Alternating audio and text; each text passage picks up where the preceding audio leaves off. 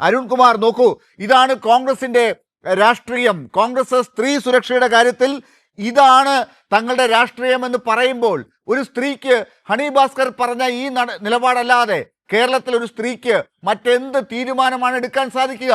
ഇത്തരം അപമാനങ്ങൾ ഉണ്ടാകുമ്പോൾ ആ സ്ത്രീ കോൺഗ്രസിന്റെ സഹായത്തോടു കൂടി മുന്നോട്ട് പോകണോ? നാളെ ഇനി എങ്ങാനും കോൺഗ്രസ് അധികാരത്തിൽ വരുന്ന ഒരു കാലഘട്ടം ഉണ്ടായാൽ അവിടെ സ്ത്രീകളുടെ അവസ്ഥ എന്തായിരിക്കും? ഇതൊക്കെയല്ലേ സ്ത്രീകൾ ചിന്തിക്കുക.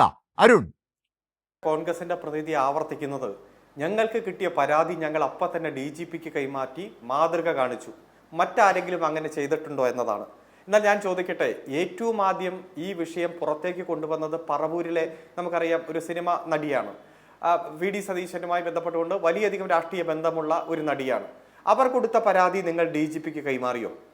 ഒന്നാം അതിജീവിതയുടെ വോയിസ് മെസ്സേജും വീഡിയോ മെസ്സേജ് എല്ലാം പുറത്തു വന്നല്ലോ. വളരെ ഗുരുതരമായിട്ടുള്ള ആരോപണം ഭ്രൂണഹത്യയുമായി ബന്ധപ്പെട്ടുണ്ട്. നിർബന്ധിക്കുന്നത്, ഭയപ്പെടുത്തുന്നത്, ആക്രമിക്കുന്നത്, അതുപോലെ തന്നെ വാചകങ്ങൾ, ഓരോ ഉപയോഗിക്കുന്ന വാചകങ്ങളും പൊതുസമൂഹത്തിൽ ഉപയോഗിക്കാൻ പറ്റാത്ത വെല്ലുവിളികൾ നിറഞ്ഞ ആ വാചകങ്ങളെല്ലാം നമ്മുടെ മുന്നിലുണ്ട്.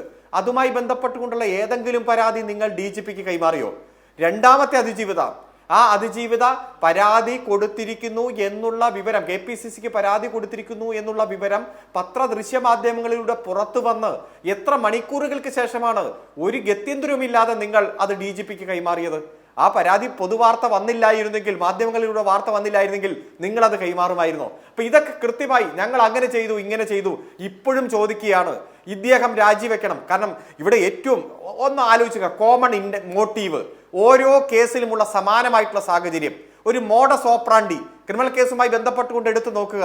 ആദ്യം സൗഹൃദം സോഷ്യൽ മീഡിയ വഴി സ്ഥാപിക്കുക, വലിയ സൗഹൃദമാക്കി അത് മാറ്റുക, അത് ലൈംഗികമായിട്ട് ചൂഷണം ചെയ്യുക, ഭർത്തുമതികളായിട്ടുള്ള സ്ത്രീകളെ പ്രത്യേകം കൈകാര്യം ചെയ്യുക, ഭർത്താവിനെ ഉപേക്ഷിക്കാൻ പറയുക, അതിനുശേഷം നിർബന്ധിതമായിട്ടുള്ള ലൈംഗിക ബന്ധത്തിന് വേണ്ടി വിധേയമാക്കുക, ഒരു സുരക്ഷയുമില്ലാതെ മുന്നോട്ട് പോകുക, അതിനുശേഷം ഗർഭചിത്രത്തിന് വേണ്ടി നിർബന്ധിക്കുക. ഇതെല്ലാം ഓരോ കേസ് എടുത്തു നോക്ക്. ആ കേസിലെല്ലാം ഒരു കോമൺ മോട്ടീവാണ്, ഒരു മോഡസ് ഓപ്പറാണ്ടിയാണ്. ഇത്തരത്തിൽ അവസാനം ഇഗ്നോർ ചെയ്യുക, അതിനുശേഷം എല്ലാ തരത്തിലും രക്ഷപ്പെടാനുള്ള തെളിവുകൾ ഉണ്ടാക്കി വെക്കുക, മുൻകൂർ ജാമ്യമായിട്ട് മുങ്ങി നടക്കുക. ഇതൊക്കെയാണ് ഇപ്പൊ നിരവധി കേസുകൾ സെറ്റിൽ ചെയ്തുള്ള വാർത്തകൾ വരുന്നു, പുതിയ പരാതികൾ വരുന്നു എന്നുള്ള വാർത്ത വരുന്നു. അപ്പൊ ഈ ഘട്ടത്തിലെല്ലാം ഒറ്റ വാചകം ഉണ്ടല്ലോ ആ പരാതിയില്, വടകരയിലെ ഫ്ളാറ്റിലേക്ക് വന്നം, വടകരയിൽ വെച്ച് കാണാം. പാലക്കാട് MLAക്ക് എങ്ങനെയാ വടകരയിൽ ഫ്ളാറ്റ്? വടകരയിൽ എവിടെ വെച്ച് കാണാമെന്നാ പറയുന്നത്? അപ്പൊ ഒരു വടകര ബന്ധം കുറച്ച് നാളായിട്ട് ചർച്ച ചെയ്യപ്പെടുന്നുണ്ട്. പറഞ്ഞല്ലോ ഒരു വലിയ ഒരു ഫ്യൂച്ചർ ഇൻവെസ്റ്റ്മെന്റ്, ആ ഇൻവെസ്റ്റ്മെന്റ് ഞങ്ങൾ പാലക്കാടിന് തരികയാണ്. ഒരു ഘട്ടത്തിൽ പോലും ഖേദിക്കേണ്ടി വരില്ല, പാലക്കാട്ട് ജനങ്ങൾക്ക് ഖേദിക്കേണ്ടി വരില്ല. തലയിൽ തുണിയിട്ട് പോകേണ്ടി വരുന്ന സാഹചര്യമല്ലേ പാലക്കാട്ടെ പാവപ്പെട്ട കോൺഗ്രസ് നേതാക്കന്മാർക്കും പ്രവർത്തകർക്കും ഉണ്ടായിട്ടുള്ളത്? ഈ ഇൻവെസ്റ്റ്മെന്റ് ഇപ്പോഴെങ്കിലും ഒന്ന് പിൻവലിച്ചില്ലായിരുന്നുവെങ്കിൽ, പിൻവലിക്കേണ്ട സാഹചര്യം ഉണ്ടായിട്ടില്ല എങ്കിൽ എന്താകുമായിരുന്നു ഭാവിയിൽ ആ ഇൻവെസ്റ്റ്മെന്റിന്റെ ഒരു സാഹചര്യം? കേരളത്തിൽ ആർക്കെങ്കിലും നടക്കാൻ കഴിയുന്ന സാഹചര്യമുണ്ടോ? അതുകൊണ്ട് സ്ത്രീ സുരക്ഷയുടെ കാര്യത്തിൽ, സ്ത്രീകൾക്കെതിരായിട്ടുള്ള അതിക്രമത്തിന്റെ കാര്യത്തിൽ, അതുപോലെ സ്ത്രീകൾക്കുണ്ടായ വലിയ വേദനയുടെ കാര്യത്തിലെല്ലാം സൈബർ വെട്ടുകിളികളെ വച്ചുകൊണ്ട് ആക്രമിക്കുക എന്ന നയമാണ് കോൺഗ്രസിൻ്റെത്. അത് തന്നെയാണ് ഇപ്പോൾ ബഹുമാനപ്പെട്ട ഹണി ഭാസ്കർ അടക്കം സൂചിപ്പിച്ചത്. ഒരു ഹഫ്നാസ് നമുക്കറിയാം കോൺഗ്രസിന്റെ തന്നെ നേതാവാണ്. ഡൽഹിയിൽ സമരത്തിന് പോകാൻ ഒറ്റയ്ക്ക് പോകണമെന്ന് പറഞ്ഞ് ഉണ്ടായ സാഹചര്യം വന്നപ്പോൾ അന്നത്തെ യൂത്ത് കോൺഗ്രസിന്റെ സംസ്ഥാന പ്രസിഡന്റിന് കൊണ്ടുപോയി പരാതി കൊടുത്തു. എന്താണ് അനുഭവം ഉണ്ടായത്? ആ യൂത്ത് കോൺഗ്രസിന്റെ തന്നെ നേതാവും ഇപ്പോൾ കോൺഗ്രസിന്റെ പ്രവർത്തകയുമായ ആ ഹഫ്നാസ് പറഞ്ഞ വാചകങ്ങൾ നമ്മുടെ മുന്നിലുണ്ട്. ഇതെല്ലാവർക്കും ഉണ്ടായ അനുഭവമാണ്. ഞാൻ പേരുകൾ പറയില്ല, എനിക്ക് ബുദ്ധിമുട്ടുണ്ട്.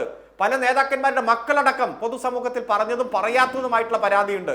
അപ്പൊ അതുകൊണ്ട് ഇതിൽ തീരുമാനമെടുക്കേണ്ടത് കോൺഗ്രസ് തന്നെയാണ്, കോൺഗ്രസിന്റെ നേതാക്കന്മാർ തന്നെയാണ് നയം വ്യക്തമാക്കേണ്ടത്. കൈപ്പത്തി ചിഹ്നത്തിൽ തന്നെയാണ് അദ്ദേഹം മത്സരിച്ച് ജയിച്ചത്.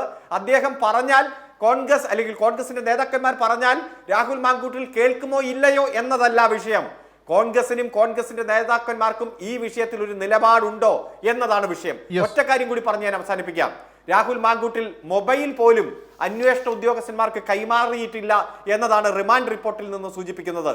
അറസ്റ്റ് സമയം പ്രതിയിൽ നിന്നും ബന്ധവസിലെടുത്ത മൊബൈൽ ഫോണിന്റെ സ്ക്രീൻ പാറ്റേൺ, ലോക്ക് എന്നിവ പറഞ്ഞു തരാൻ വിസമ്മതിച്ചിട്ടുള്ളതാണ്. ആയതിൽ നിന്നും പ്രതി നിലവിൽ അന്വേഷണമായി സഹകരിക്കുന്നില്ല.